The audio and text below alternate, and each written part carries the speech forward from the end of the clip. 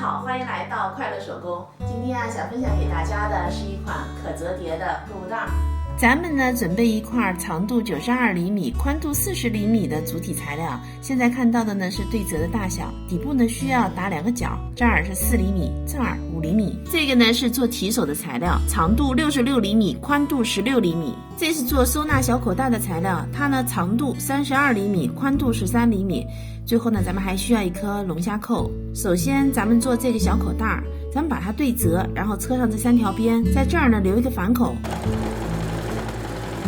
小口袋的材料呢翻到了正面，然后对折，找到中心点，我们在中心点上呢锁一个扣眼儿。接下来呢把口袋材料往上折车上这2条边，在车这儿的时候我们车上龙虾扣，龙虾扣呢我们先车上一根布条。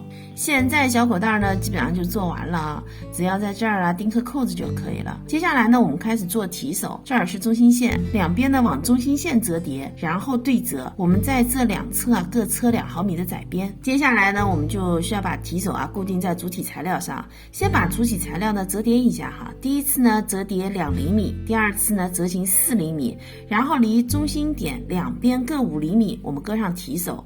这儿呢先车一条线，车好后呢我们把提手向上折，再车一条线，另一边呢也把提手给车上。提手车好以后呢，现在我们对折，面子呢折在里边，然后车上2条侧边，缝缝我们留1.5厘米。侧边车好以后呢，我们先分缝熨烫，然后把两边的缝缝呢折进5毫米，再车缝固定。在口袋的位置呢，我们带上一个布环一会儿呢用来固定收纳小口袋。侧边车好以后呢，我把底角也车上了，那咱们整个口袋呢就制作完成了。刚才收纳用的小口袋，不收纳的时候搁在里边呢，就相当于是一个内口袋。购物袋呢做很简单，实用的地方呢也很多，我们家总是不够用。这期视频内容呢就是这些了，感谢您花宝贵的时间来看我的视频，记得帮我点赞哦，咱们下期再见。